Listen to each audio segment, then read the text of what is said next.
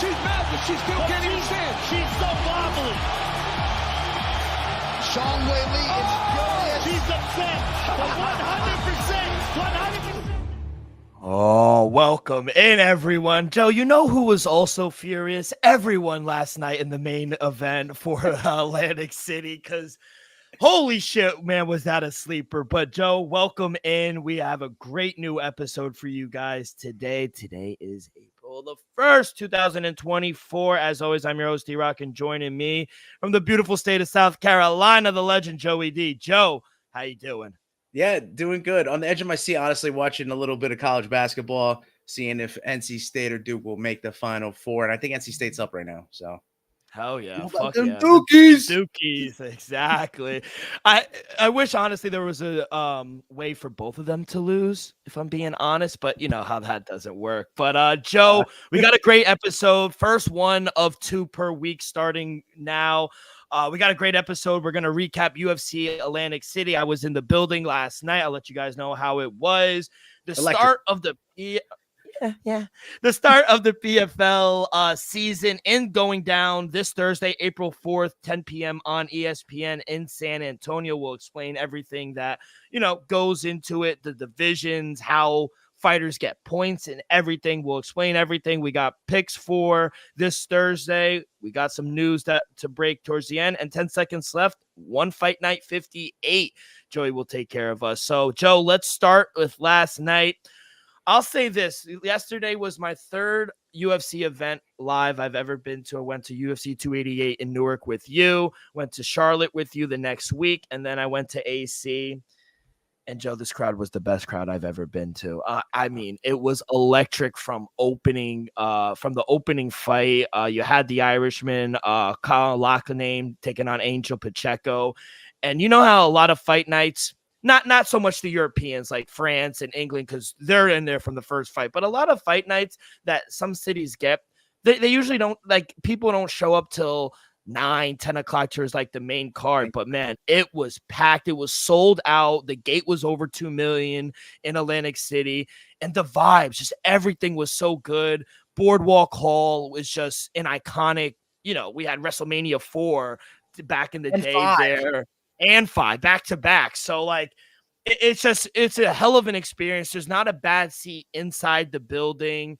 And yeah, overall, I thought the vibes were good. And yeah, let's talk about it. We'll start with the main event. We'll get that out of the way. Yeah. Manon Fiorot got the unanimous decision win. I thought, if I'm being honest, call a spade, I left after the 4th round. It was that bad. I felt like if I left, I wasn't really going to miss anything. I don't understand why Erin just really didn't have success. Again, she went over on the takedown. She wasn't able to get Manon Fiorot down. Manon Fiorot actually was able to take her down in the first round. So, very impressive. Slammed her. She looked like the stronger opponent. Manon Fiorot, she looked in shape. Her striking was precise, and she just looked like she did more of the damage.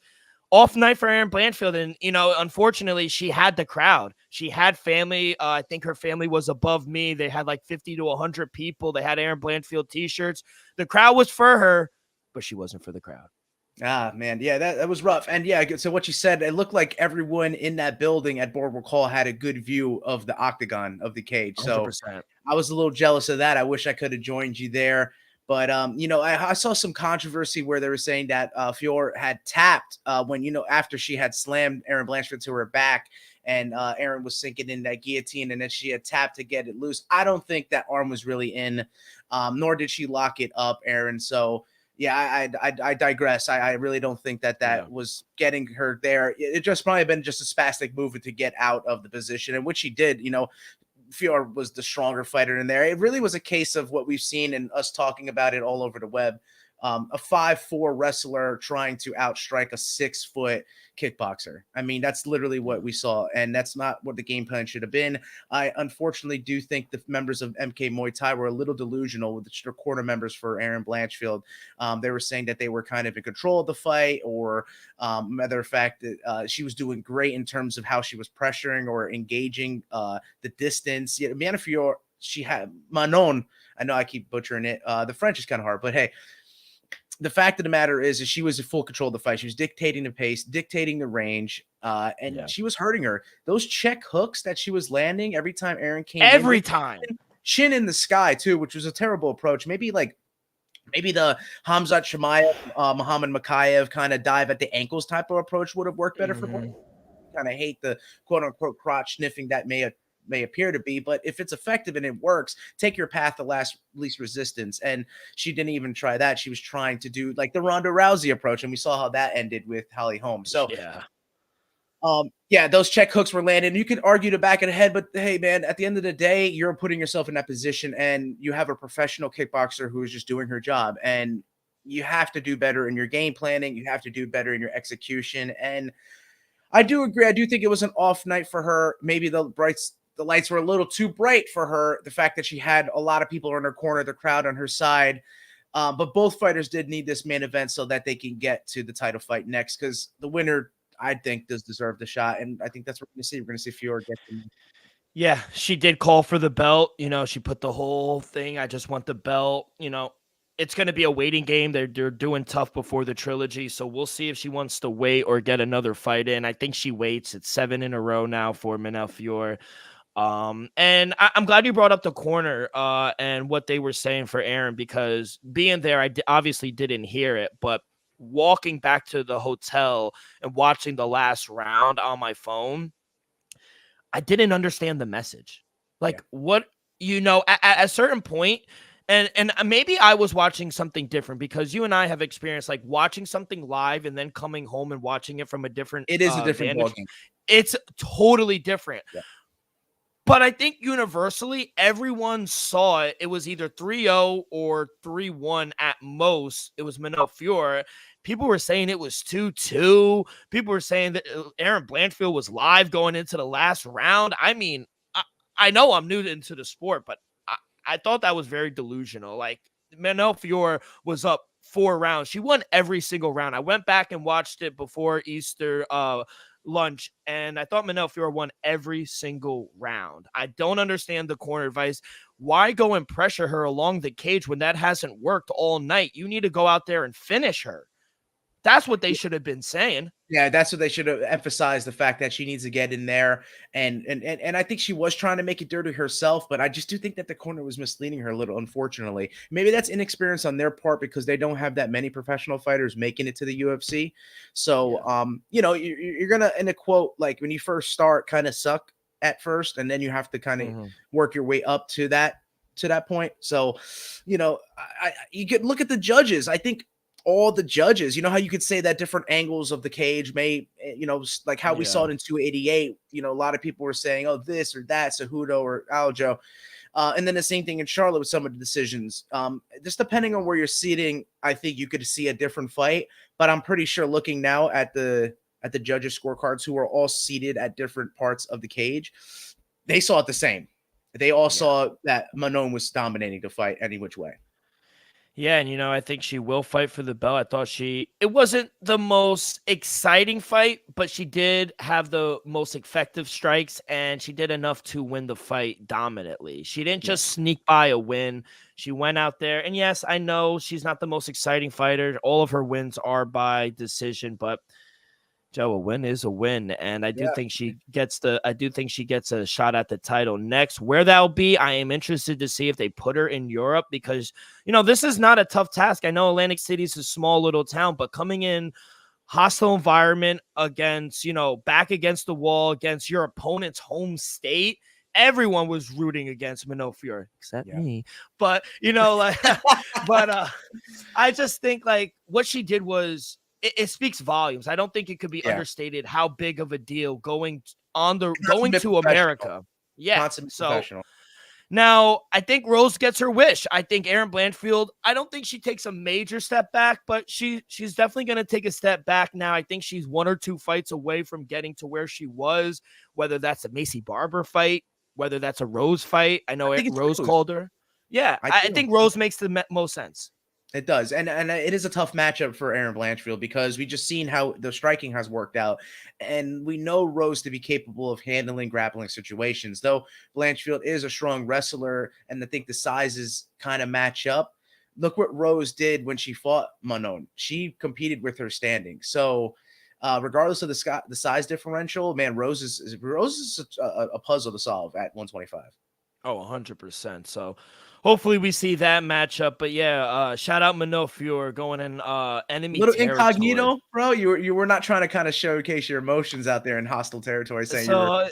I'm glad you brought that up because I was talking to a guy behind me. We were talking about the whole night. He was like, "Oh, what action you got?" And I'm telling him, and he's sitting here and he's obviously rooting for Aaron Blanchfield. I would say 96% of the arena was Aaron Blanchfield supporters, and rightfully so. It's the tri-state area; it's her state, and he left after the third. He said, "Man, she lost. I can't do it anymore. I'm down a couple units." And I go, man, like I'm in the back, like I got a plus 160 in my pocket. So yeah, I kind of had to hold it in, and I'm going down the escalator, and it's the start of the 5th round, and I'm turning the ESPN app on, and the guy next to me is drunk, and he goes, "Oh, our girl, man, she lost." Speaking of Aaron Blanchfield, and I look at him and I smirk and I go, "Not her night."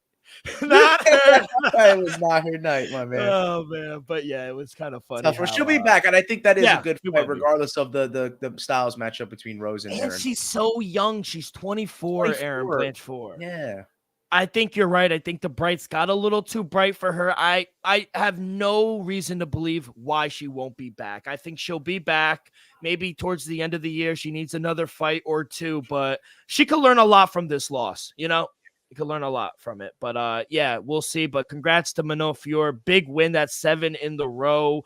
One of the longest women active fight win streaks in the longest UFC. women. Overall, one of the co-main event. Another. But besides, I come over here and I say, "Oh, the card was so amazing," and then I have this kind of tone of voice and kind of like bitterness in my tone of voice with the co-main and main, just because I felt like it flopped, Joe, in my opinion. I felt like, and yeah, you could say I had Vicente Luque and I had the green goggles on watching the fight, but man, this was not the same fighter that fought RDA all those months ago. And Joaquin Buckley, man, his striking is serious. His power. What happened? This Vicente Luque, he was in the fetal position. Yeah, man. Real quick about Buckley, 170 is his home, and I think, and I got to get this out of the way. I talked with some of my boys. If he were to rematch Kevin Holland, which could be a matchup for him, I think he has the advantage at 170 than he did at 185 when he got KO'd, unfortunately. But Vicente Luque, you got to remember, and I don't know if we talked about it, he suffered a brain bleed. I don't know if it was against RDA or if it was the fight prior, but it was the prior before when he got knocked out by Jeff Neal. So that's something that's super serious, more so than just the concussion and getting knocked out. I mean, the dude suffered an organ bleed in his brain of all of them. So I think, I don't know if it was his body trying to protect him and there was nothing that he could do physically to get out of that position. But when you see a fighter go into the fetal position, I mean, that is a scary sight. And Buckley was just like looking at the ref kind of and didn't want to really unload entirely on him. And then he just started the ref saying, like, come on, like finish the fight. And Buckley just started throwing shots, hammer fists, and he finished in the second round. So, as you had the plus money in the main event, I did in this one. It was a tough sight to see for Luque because I thought it was competitive in the first and I didn't know what to expect going forward out of that round. But Buckley turned it up. I think his strength and conditioning, something that Aaron Blanchfield could take note of, the strength and conditioning at 170 for Buckley is significantly improved. So, he's got that advantage over a lot of fighters there. And now, beating, what was it, a number 7th ranked guy in Luque? No, a number 11. Number 11 ranked guy. I mean, he's cracked the top 10 pretty much. So, the sky's the limit for Buckley at 170. You might be wanting to get that Holland matchup back, or, there's a couple of fights. People were saying maybe Jeff Neal. Maybe the one that beat Luque and gave him the brain bleed, or even Ian Gary, because Ian Gary was supposed to fight Luque, and that didn't happen. I think you even see Ian Gary kind of dismiss MVP a little bit and whatnot, and I think he has no real taste for fighting back at this point, Ian Gary. But yeah, he's gonna have a number ranked next to him come tomorrow when the rankings come out. I love the Kevin Holland rematch. I'm so glad you brought it up. He brought it up after the fight in his post-fight interview, and he said, listen, like, we should move the main event in St. Louis. He's from that area. Why doesn't Yes. he headline in May and UFC St. Louis? I think Kevin Holland versus Joaquin Buckley. Ooh, Why not do maybe if Phoenix doesn't get the main, maybe you co-main again, but put it a 5-rounder. I like that. I like that move. Just I to think get them both ready, because I think if you want to kind of get Buckley up there, and Holland has experience in 5-round fights, might as well see if he's ready for that. And shout out Joaquin Buckley and all his family in AC yesterday, because after the big win, his family was sitting a little lower below me, and they come running up. They go, "Hey, yo!" They go after party at Harris. He had a pre-party too. He was out in the pool. He was that's why like he you said, his hype man. Yeah, man. He's loving living life, and he's performing when he gets to the octagon. He really is, bro. He's a star. I'll be honest with you. Because his post-fight interviews, everything about him, he does like have that aura, if you would.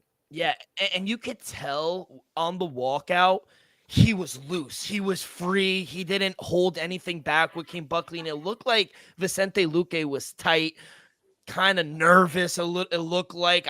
I mean, these are all just assumptions, but New Jersey natives don't do well. Look at our boy Jim Miller. He does not do well on his own turf. Yeah. And Luque was born in Jersey, and he didn't look like he looked too comfortable there.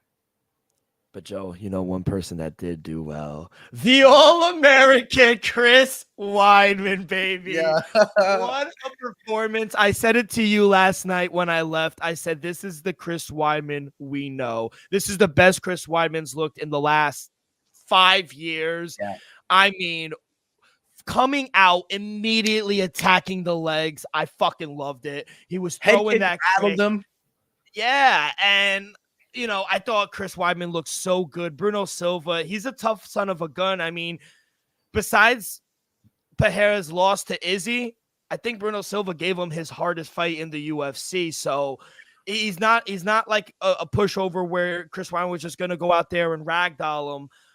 Chris Weidman looked so good. He looked conditioned. His wrestling looked good. His striking looked clean. Now, I will say the eye poke.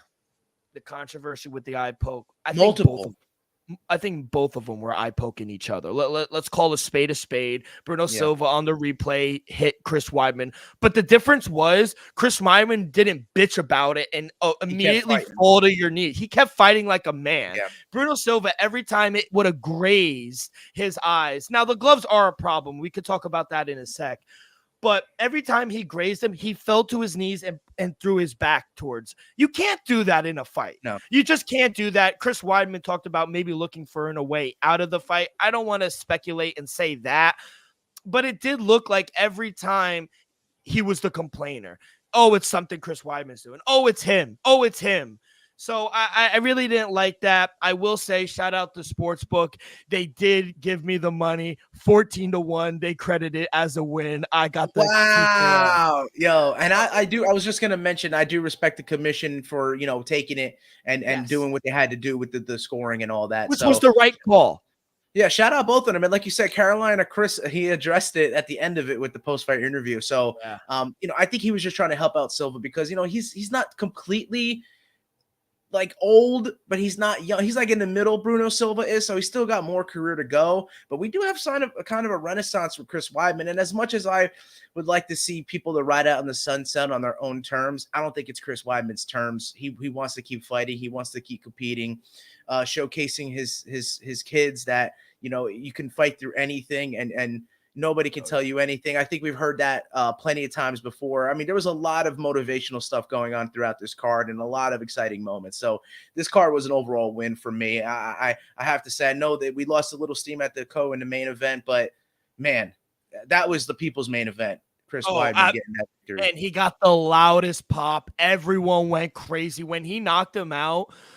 Oh my God, Joe, the place erupted. Oh my God. I never heard now I know when we're watching it and the place goes bananas. He was running around with the American flag. It was just, it was amazing. The All-American. You saw the Godfather, Ray Lago come in there.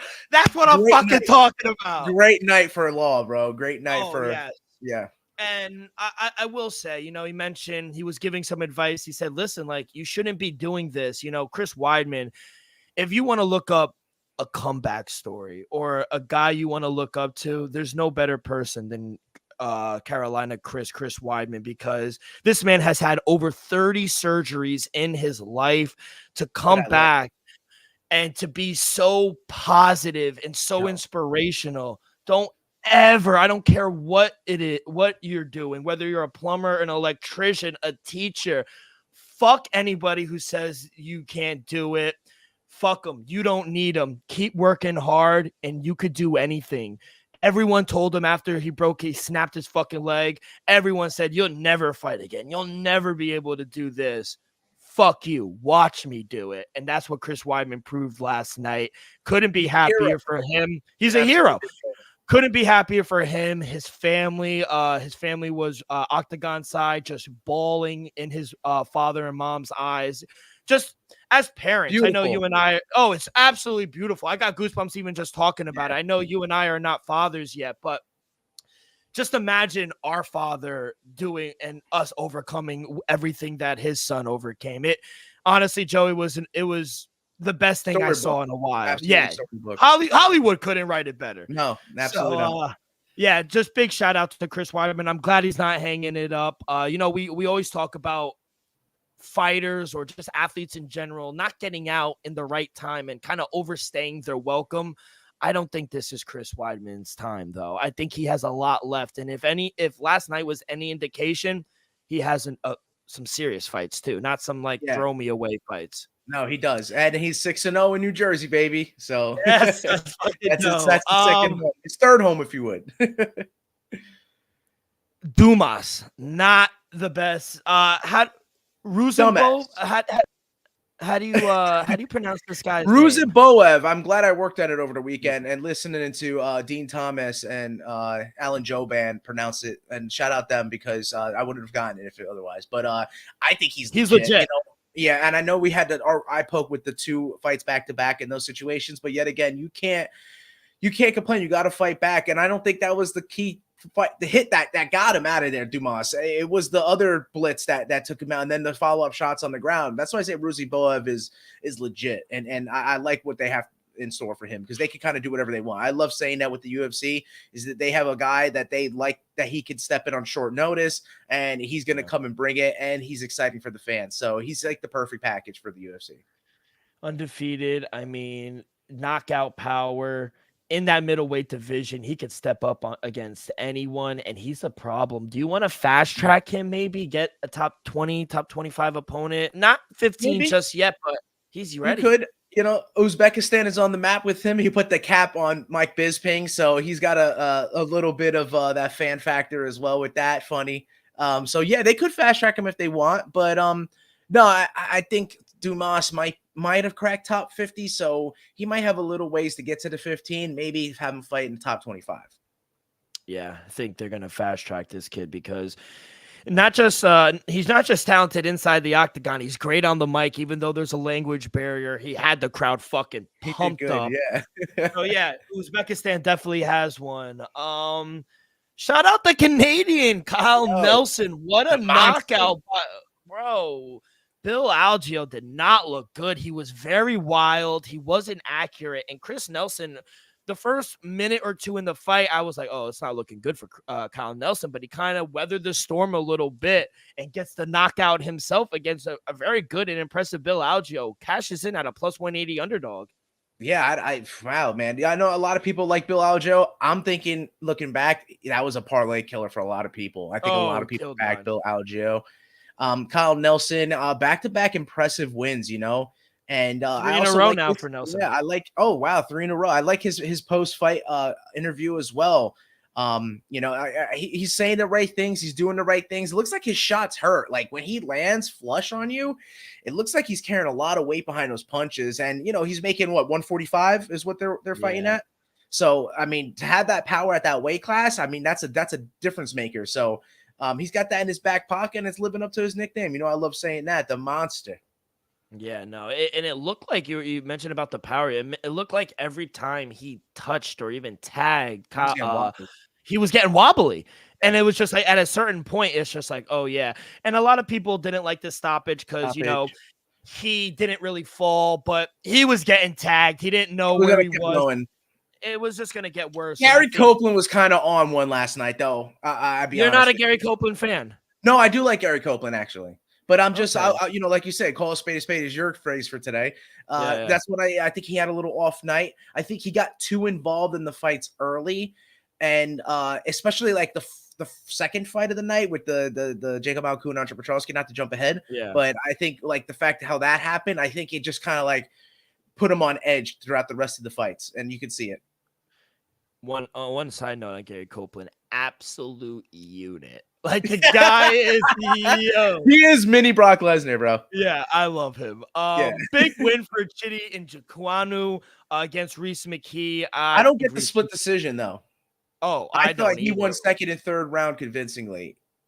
I don't understand how anybody gave that fight to Reese McKee. I really don't. And you know, Reese McKee, he's done everything in the mixed martial arts world, in Cage Warriors and other promotions. But when it comes to UFC, he cannot figure it out. I think his time might be done. Chidi Njokuanu, it was a boring fight, if I'm being honest. But I did think he won all 3 rounds. Do you understand the split?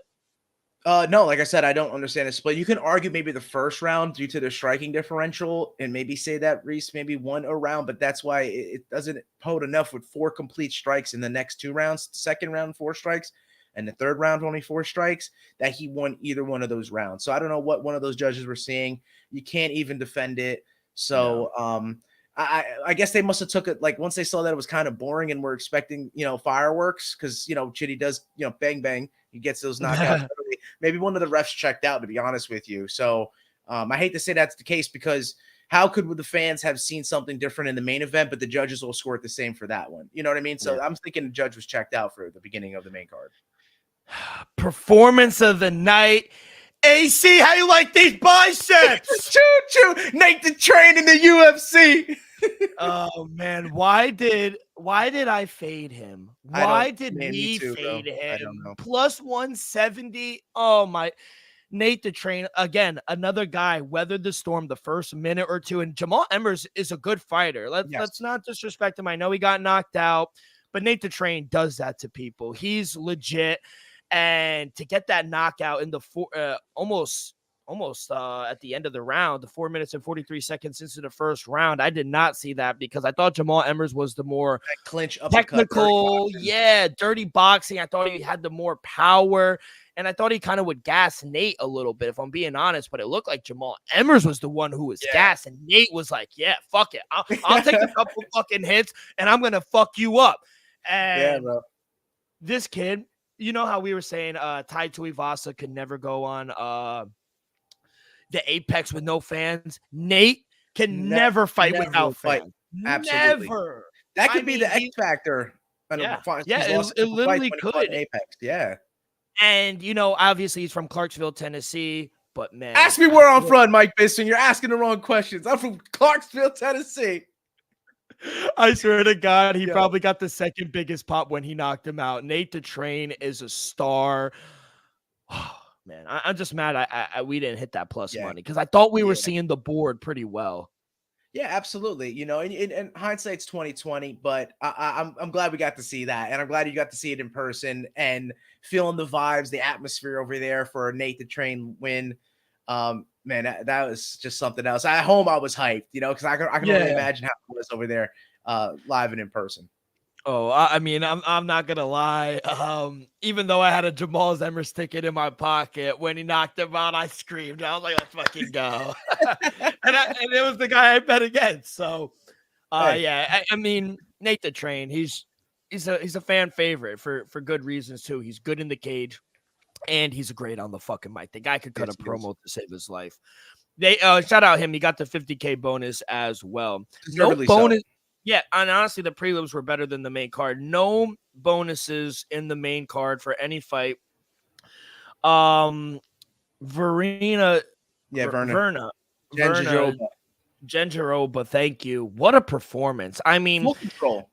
I want to ask you, was it more that Jandroba looked that good, or did Lupi regress? I said that Lupi, we started the year off and we gave awards, or was it prior to the new year? We gave awards, and I said that Lupi was probably one of the most improved fighters in the UFC. She didn't. You're right. I think she might have taken 2 steps back. She took one step forward and 2 steps back, and I think Verna does that a lot because I think Lupi does rely on her wrestling. Wrestling came first to her, and it's the same with the main event with Aaron Blanchfield. And if you can't go to your bread and butter, I think that throws off the rest of your game. And so for Lupi, when she knew that she was in trouble in the grappling exchanges, it reflected in her striking, and Verna was able to land a jab, was able to close the distance, and getting into those awkward positions. The whizzers weren't working for Lupi.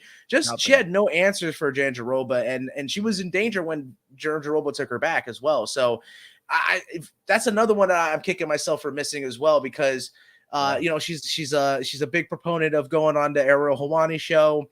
They're like fans of one another. How can you not be a fan of her? I'll be honest with you. She got a good personality. And to me, she had the walkout of the night with My Life song choice by Frank Sinatra. Yep. Talk about reading the room and knowing your audience. Great job. Great job by her putting Frank Sinatra on her walkout. And, she gave Lupi a chance. She was putting her number 5 ranking on the line, but she was the more experienced fighter. And like you said, from the jump, as soon as she was able to take the back of Lupi, it looked like Lupi from that point on second-guessed everything. Her striking, her grappling, her takedown defense, literally everything she was second-guessing. Yeah, she won 4 fights in 7-8 months last year. She was my most improved fighter of the year, or female fighter of the year. But yeah, she definitely took a step back. Kind of humbled her a little bit. She cracked the top 10. Then she went in a big step up in competition. And I still believe in Lupi Godinez. I think that this is a lesson that she can learn from.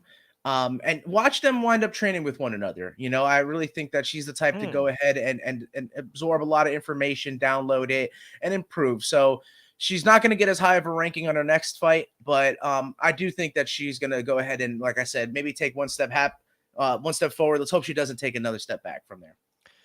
Where does Jandiroba go from here? Maybe Jessica Andrade, Amanda Lemos. I think she's 1 or 2 fights away from a title fight, because they're fighting a UFC 300, Zhang Wei Li and Yan Zhenan. And then who's next? Tatiana Suarez? Outside of Tatiana Suarez, who in that strawweight can fight for a belt? Oof. You know what I mean? Yeah, that's a tough one. At 3, you have Amanda Lemos. 4, Jessica Andrade, but she kind of jumps between strawweight and flyweight. And then you got Verna with a big win. Yeah, and she's not going to be fighting back. She just did that with Lupi. Yeah, she just gave, and she was the underdog. So, yeah, I mean, honestly, I don't know what we heard from Tatiana Suarez. She was supposed to fight, right? She got injured. She got injured. She was supposed to fight on that Anaheim card, Amanda Lemos, and then we had Mackenzie Dern step up. And to be honest, I thought Mackenzie won, even though I'd be honest, that might be the fight. I know it might be difficult to see at the moment, but Verna versus Tatiana might be the fight to be, quote unquote, you said it, maybe a title eliminator. I think both fighters could be 1 or 2 fights away. Both wrestlers too. Be a very interesting grappling exchange too. I like that, Joe. We're matchmakers.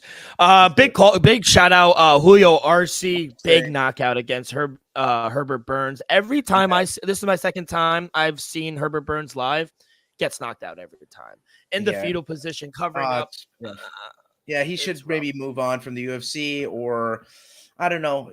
We can't speak on his behalf, but Julio Arce, shout out Tiger Schulmans, because that man left Elmwood Park and he went to go represent New York City, Tiger Schulman. So he's putting them on his back. Shout out Julio Arce. Yeah, big win. And you mentioned big night for Ray Longo and Law MMA. Dennis Bazooka gets the win, gets a performance in the night, $50K bonus. This is the guy. That performance last night, that's the guy the UFC signed. Not the last performance where he was kind of hesitant to throw everything at the wall. Last night against Conor Matthews, he was strategic round by round, and he got better. That's the guy you want to see. I'm so happy for Dennis Bazooka getting on the win column.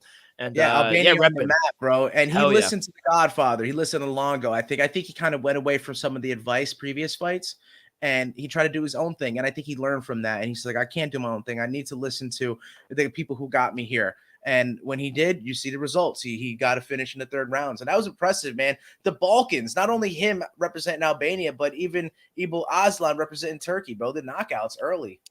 Yeah, fight of the night, Ibo Aslan taking on the Pleasure Man. Fight of the night. You're glad he got knocked out. Why? Yeah, 0-4, all knockout finishes, losses. Turkali. Bye-bye. I mean, he was fighting good. He had some, I will say, some promising combinations, but overall, the end result was the same. Ibo is like a brawler, like powerhouse type of guy. He wants to wing in shots and stuff like that. As a lot of the Turkish fighters I've seen, he's probably like the lower skill level of them all. But the fact is, he's got a chin on him. He's willing to stand and bang, and you can't deny a guy like that. He's gonna get the crowd involved, and he's looking for the knockout, and that's what he does. He gets those knockouts, bro. Ibo Aslan puts Turkey on the map. Turkey mentioned. Yeah. Woo! Yep. Let's fucking go. And then unfortunately, Andre Petrosky walked out to Atlantic City. Another great song, but because I was so confused. I even texted you. I was like, what the fuck happened? Because it looked like on the way into him trying to attempt a takedown, it looked like he knocked himself out. Like, what did you see?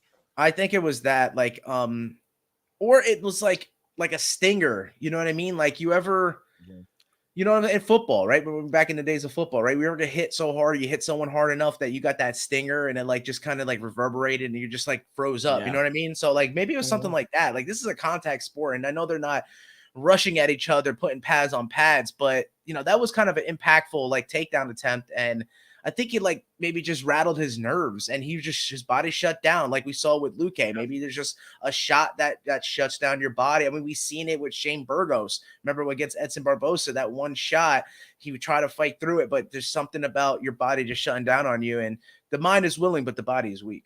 Yep, you took the words out of my mouth. Your mind is saying yes, but the body is saying no.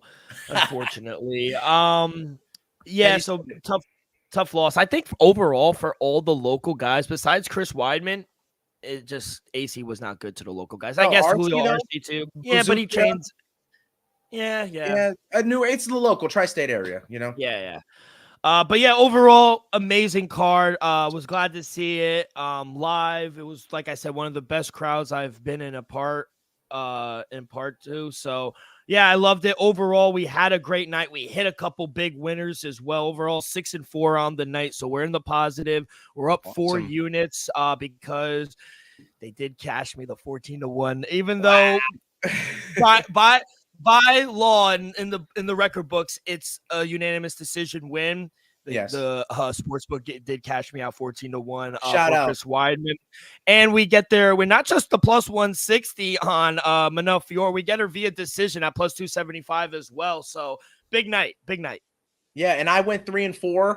One of my leans, that's all right. But the 3-4 record that I got, 2 of them were big dogs, Numansa and Chris Weidman. Yep. Shout out. Oh yeah, shout out you, man. Shout out us. We were live in there, and it was an amazing time. How did it feel like watching it? Did it sound like the crowd was electric? No, yeah, it was. It was doing really good. That's why I was hyped. I watched the whole event. I made sure to watch it. I knew you were in attendance, you know, boots on the ground.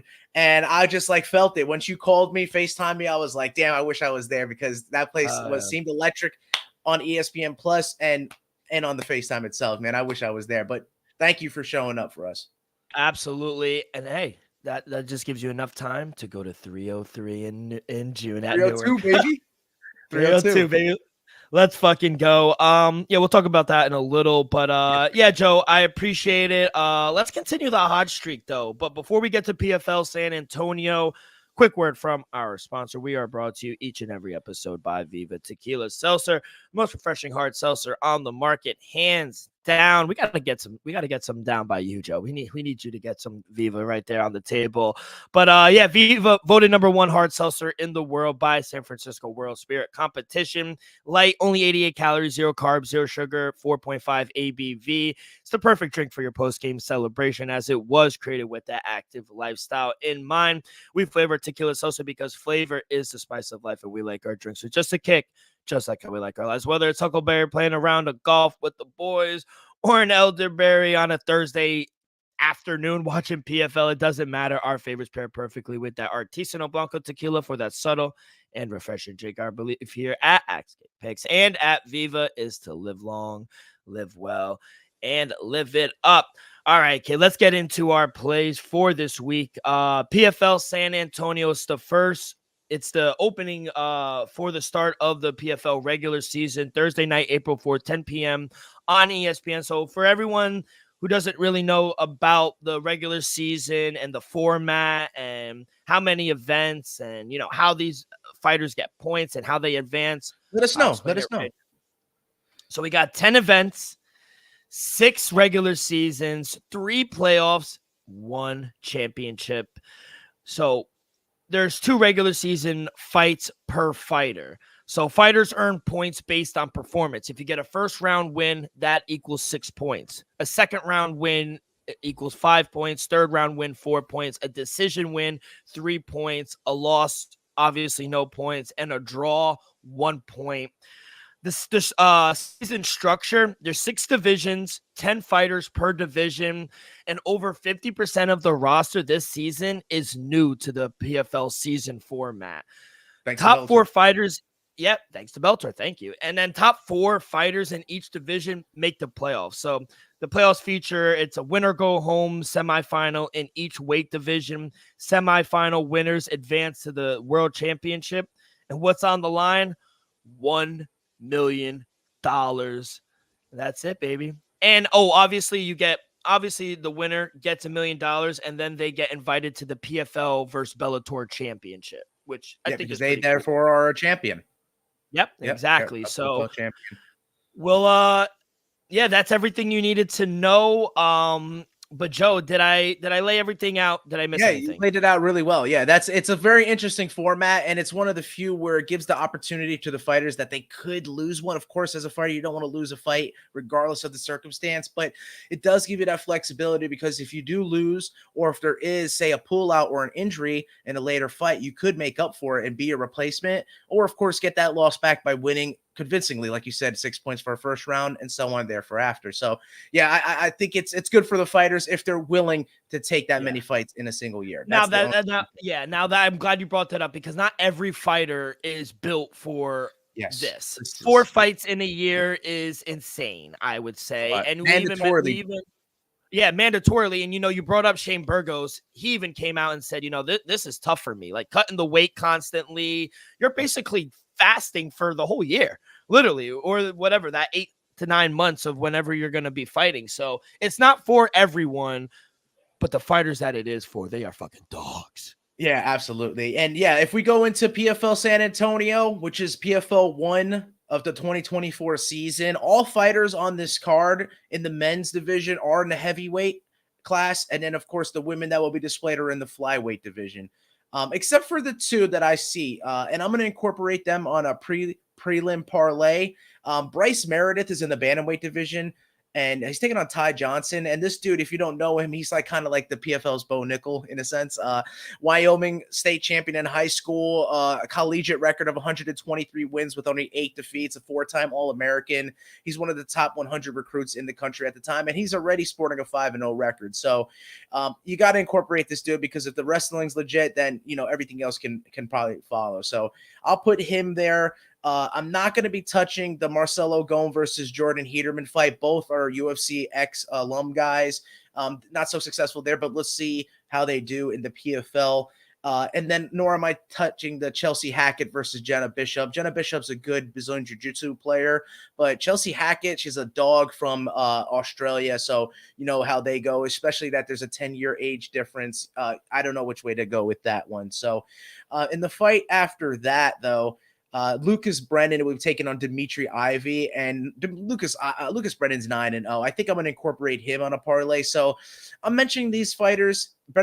Lucas Brennan, he's in a featherweight division. Those two guys between Bryce Meredith and Lucas Brennan, they're the only guys that aren't a part of the heavyweight or, of course, the women's flyweight division. But they're both undefeated fighters. They're heavy favorites. No odds have really dropped for them, but if you see them pop up, I would say incorporate them on a parlay. And they're not the all. I'm going to put a 4-legger out there because the next fight that I see is Kana Watanabe taking on Shayna Young.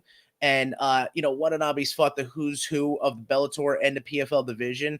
And Shayna Young was in the UFC, but she's lost to like Sam Hughes. And Sam Hughes is no slouch, but I think the level disparity is there. So I'll take Kana Watanabe, who is somewhat of a favorite on the books, in that parlay. So made it a 3-legger. And now we're going to cap it off with a 4-legger in the next fight, which is between Steve Mowry and Oleg Popov.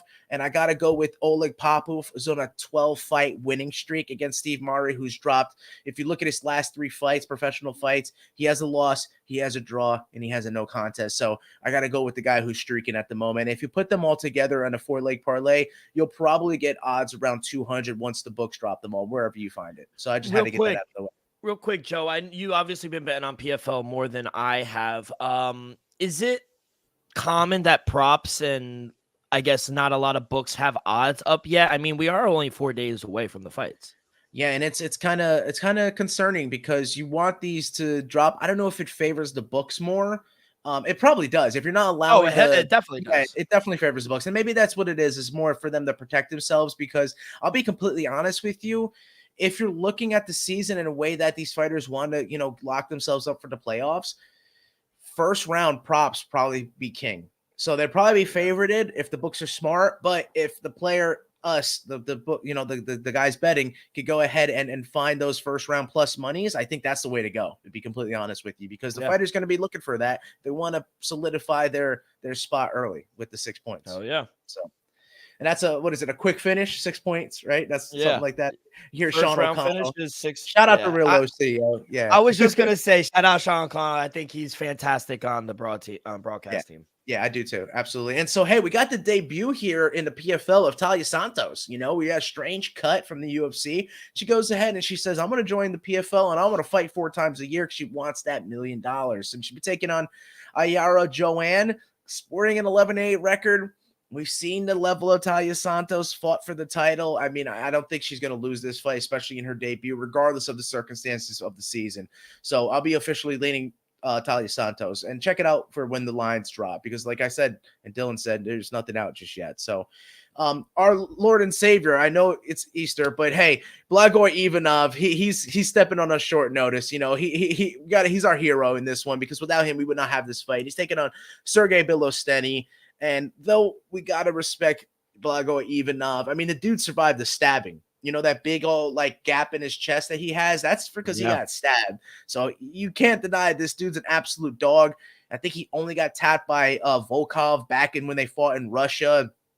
In all his fights, they go to the system because you can't finish a guy who survived getting stabbed. So regardless of that, all that I said, I'm a fan of Ivanov. I'm going to be leaning Bilosteny because he is a highly touted prospect. So I think the world of him. And if you can get past Blagoy Ivanov convincingly, I think it does a lot for your career. So that is pretty much to this point where we're made it to the main event of the prelims. And our girl, man, Dakota Dangerous Dacheva is a minus 1,600 on a lot of books.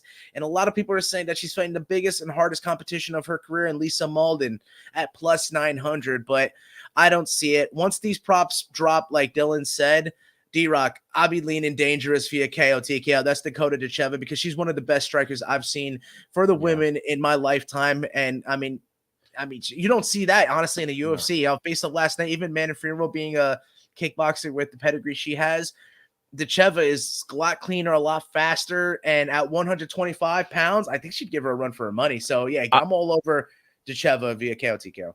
And I still think the via KO TKO, unless you could get specific round 1 or 2, I still think her via KO TKO will be like minus 300, minus 200. It's going to be insane. You got to add her in a parlay, but I agree. I think, and I'm so glad you brought up Manel Fior, because I think she would beat her. Like Yeah. I know it's crazy to say, but this girl is the future. Not just how precise she is, how quick she is, what ferocity she's throwing these kicks and punches. She is a weapon out there. She throws all these punches and kicks with the most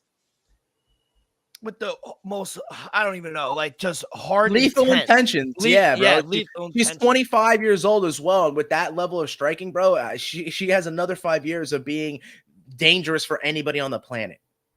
Yeah, she's legit, bro. And I Yeah, think absolutely agree. I don't like I like that I like that there are other options, and I like that she's in the PFL, but the UFC has to go and get her. Like they have to go and get her. No, she's a Yeah, but superstar, kid. it's I'm gonna be really hard saying. because they're gonna offer her money because if she just like she said, she decided to go and join the season, she goes and wins that $1 million. Granted, fine 4 times a year is hard. She wins that $1 million. She's gonna be kind of addicted UFC to can that, match that. and Yeah. their UFC is gonna have to match that.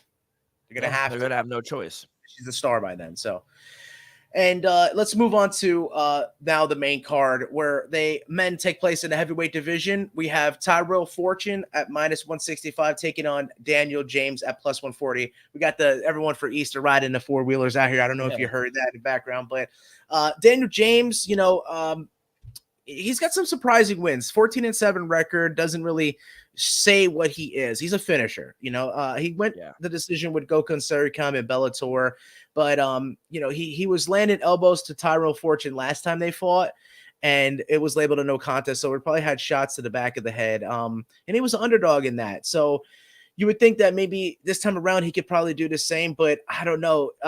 Like I said, he lost his last fight to Gokhan Sarikam.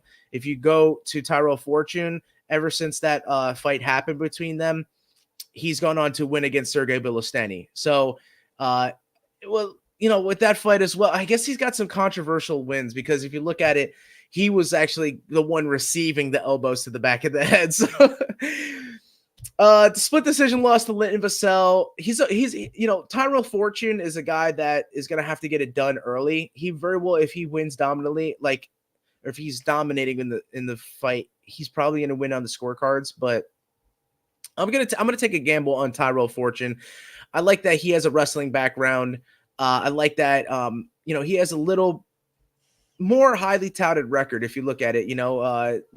Only 2 losses technically in his career. One of those wins that shouldn't have happened against Bilosteny, but Daniel James, I don't know. The age is also a big discrepancy as well. 42 years old for the American Predator, Daniel James. Tyrell Fortune, 33 years old only. So I think the age discrepancy is probably going to have a big factor in this one. So I'm going to go with the age discrepancy. I'm going to go with who possibly be a fresher fighter, if you would. And if both guys can probably get the finish within the first round, then I'm thinking that it's going to be Fortune. Yeah, this is a rematch of a 2022 no contest that, originally was a win for Daniel James. However, a failed drug test resulted in the switch. Not the biggest fan of Daniel James. I'm going to go with Tyrell Fortune for the second time around, straight up. -150, I don't think it's that too big of a number. I think you mentioned it, incorporating his wrestling. He's the better grappler. And if it does turn into a dogfight, I think that he could use that towards his advantage. So I'm going to go Tyrell Fortune straight up -150. I don't think it's too much chalk. Hey, but both sides, on Friday, we got burned. So what could go wrong? Now we move to who was the defending champ, basically. Liz Carmouche, Guerrilla, -250 against Juliana Velasquez. Yeah, absolutely. +205, depending where you see her. And they fought twice in the past, and Liz Carmouche finished her both times, once by knockout and once by submission. So though Juliana Velasquez does have that BJJ pedigree, I think Guerrilla, even though she's up there in age, I think her strength and condition is second to none, to be honest with her. And she kind of runs that division right now. So, she's trying to go for the $1 million, and I think she could do it. So I'm going to go with Guerrilla. I know it's chalky at -250, but I think she can kind of get it done anyway. I would be leaning possibly a decision. Maybe Juliana Velasquez has made a little bit of stride in her game so that she doesn't get finished this time around. But at the end of the day, she would have been lost. She would have been defeated every which way by Liz Carmouche. So give me Guerrilla at -250. Yeah, Joe, couldn't have said it better. Liz Carmouche, one of the best to do it in the women's rank, Bellator champion, a former UFC title contender. She's faced all her resume. She's first the who's who. And Velasquez, though, she is tough as they come. She's held her gold. She's held her gold in Bellator as well. But I'm going to take the legend, Liz Carmouche. I got minus 205. No props out yet, but like you said, I think the most viable option is to take her via decision when props come out. I would hammer that. Absolutely. Yeah. Same side again. Uh-oh. It's getting treacherous. No, maybe we're on the right side of fate here, and then maybe we'll have a little more luck in PFL than we did in UFC. That's right. Exactly. If we're seeing the board the same way, and we go into an interesting matchup in this co-main event slot. Dennis Goltsov has been a killer, minus 175 on the books. A lot of people are favoring him against Linton Vassell at plus 125. But man, something's telling me that this Bellator fighting PFL is going to rear its ugly head again. And I'm going to go with the OG. I'm going to go with Linton Vassell here with the plus money, plus 145. I'm seeing the big swarm is, his weakness for Goltsov is when it gets taken to the ground. And Linton Vassell could stand with you, but he can also take you to the ground and pound you or submit you from that position. So he's on a tear right now. 5-fight win streak. Sergey Karatonov, who's a savage. He beat Tyrell Fortune. He beats Big Tim Johnson. And he beats Moldavsky, who's in the main event. So elbows for mounts, ground and pound. The dude gets it there. It's very well his fight to lose. I'm going to be taking him in this spot because, like I said, Goltsov's weakness is when it gets there. If it stays standing, though, I would worry because Goltsov has some good striking. He knows how to control the range, and he hits you with some thunderous shots. So I'm going to be going with the dog in the co-main event slot. What you got, bro? Hey, the biggest question I have, how will the move to heavyweight play into this one? Vessel was a standout at 205, now going up to heavyweight, carrying that extra weight, could come into play against Goltsov. He made the 2023 finals. I think going up in weight might play to a disadvantage into Leon Vessel, if I'm being honest. I'm going to take the favorite here. I'm going to take Dennis Goltsov, minus 163. And when props come out, Goltsov via decision. Not decision, submission. So you're going with Dennis Goltsov via submission? Yes. Wow. Yep. Like I said, that's not really his thing. He does have some submission victories, but, let's see. He's got a lot. So wasn't Chris Weidman knocking people out? But look at it. Exactly. Yeah, he's got a lot of submission victories, but he also majority of his losses have come via submission as well. So it's weird. I guess it's like when you're the hammer, not the nail, you can succeed. So that's the only thing. Some people like to be, and some people are better. Not anyone's really better in defensive positions, susceptible positions, but sometimes you can get out of it. You got that dog in you to get out of it, and for some reason, Dennis Goltsov worries me, but I'm glad we're on opposite sides there. Made the best man win in our first opposite sides fight. Now, we're here. We made it to the main event of the first PFL 2024, PFL San Antonio, where Ante Delia, walking trouble, minus 105 takes on Valentin Moldavsky at minus 115. So the line's pretty close, my man, but I'm gonna hand it over to you. What do you have in the main event? Start us up. Yeah, two huge heavyweights, both insane power. I wish there was a prop fight not to go the distance. I don't expect this fight to hit the judges' scorecard, but I'm going to take the favorite, Valentin Moldavsky, straight up on the money line, minus 115. I think this is his time, kid. First round knockout, 6 points in the bag. Yeah, and here's the thing. Moldavsky, you look at his resume, 1 win via knockout, 1 loss via knockout. He's kind of like a decision machine. 8 of his career wins have come via that way. And he does have the ability to submit you. He hasn't lost via submission at all, but he has 3 of them there.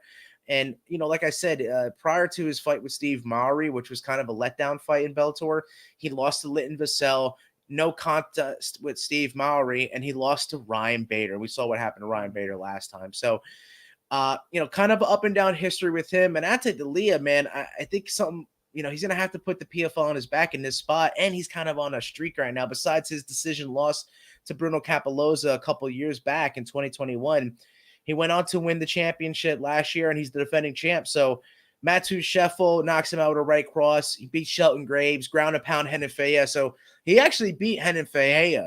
He rebeats Matsu Sheffel in the first round, and then he decisions Maurice Green. So yeah, I'm going to go with the PFL champ. I'm going to go with the defending champ, Walking Trouble at -105. Slight dog, close to a pick 'em, but I think he can get it done. If you have beaten a guy like Renan Ferreira, who's going to be the threat to Francis Ngannou, I think that says a lot for you and your career. Yeah. And I'm going with a lot of guys who are streaking in this card. So Ante D'Elia with his streak, Lutin Vassell with his streak, Tyrell Fortune with his, Sergio Bellasteni with his. So I got a lot of streaks on the line today. I fucking love well, it. not today, on Thursday. Yeah.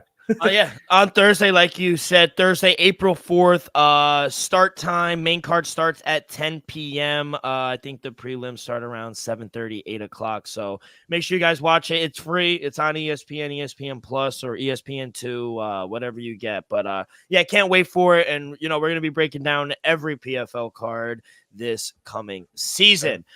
Let's get to some news. We did have some news break. I know we mentioned about Joaquin Buckley maybe getting that main event slot, but for right now, we got a main event for UFC St. Louis on May 11th. Big Black Beast Derek Lewis is taking on Rogério Nascimento. 5-round main event. I like this. This is a banger. Yeah, it's not making 5 rounds, I'll tell you that. Surprised that it did last time Black Beast was out. He jail time put him in the cell, and he couldn't get out. And Derek Lewis couldn't just stand up as he normally can do. But someone's telling me that if Nascimento does take him to the ground, Derek Lewis is going to find his way to his feet. He's going to just get up and look for that knockout as he always does, and just continue to add on to the most knockouts in heavyweight division history, and I think UFC history, point blank period, right? So yeah, that's looking for Black Beast opening odds. I'm looking for opening odds. No opening odds just yet. You'd imagine he'd be the favorite though, right? I think he would be, yeah, and I do think it might be close to a pick 'em because they might look at his past performance and say, hey, maybe it's maybe he's getting past his thing, but I think the last thing to go is power. And in a heavyweight division, that matters a lot. You don't really need that much speed. Age isn't as much of a factor. I mean, we got Junior Dos Santos fighting bare knuckle MMA at 40, 42, 43 years old. So, yeah, at heavyweight division, your age isn't just really a number. And if you got that power, that's the difference maker. And, Derek Lewis has that. Great news for the state of New Jersey and the Garden State. The UFC is heading back June 1st, Saturday night for UFC 302. Right at the Prudential Center at The Rock. We were there for 288. Joey, we got to be there in the building for 302. Yeah, I think it's going to be hyped. And I know a lot of people are debating on what the main event's going to be. I think it's timing for Islam. And I do think that it's going to be Dustin. I know the manager's the same, Ali Abdelaziz. And, maybe there's other things you could say what should be for that fight, but it's just about timing. And that seems like the timing is perfect for the two of them. And, Islam has a lot to prove still. He's only defended his title against a 145er, unfortunately.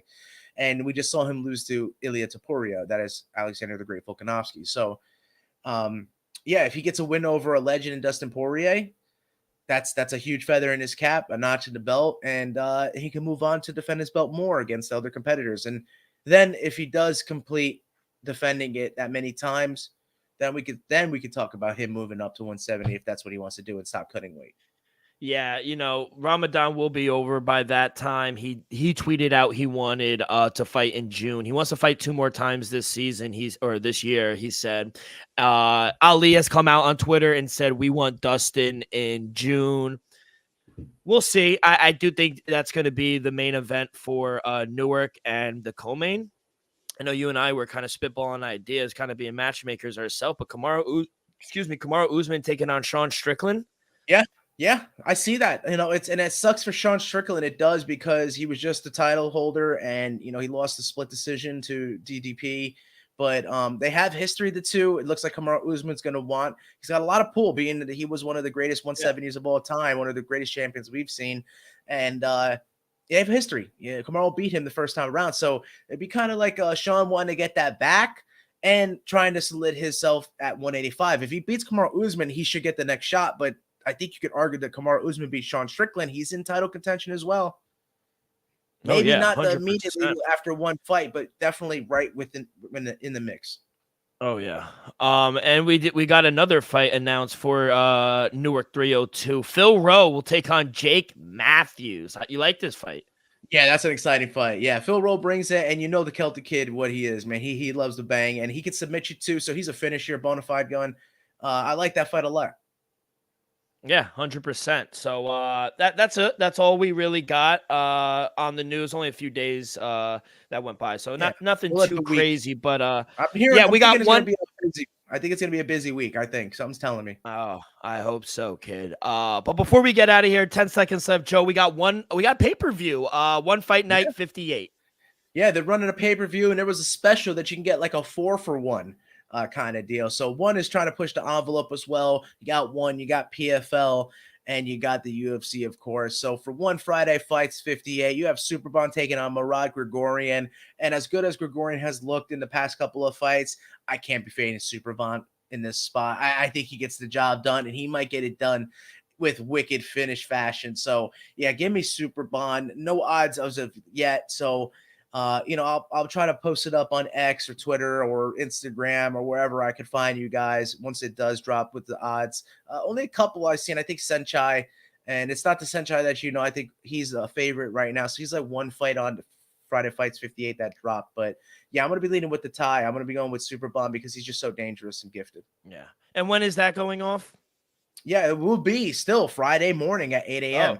So just as they always have Friday fights, which is, 8 p.m. their time, it will be still 8 a.m. It's when they do the next day fights for the fight nights that would normally be Friday at night. But because it's one Friday fights, it's going to be on in the morning like they normally would show it.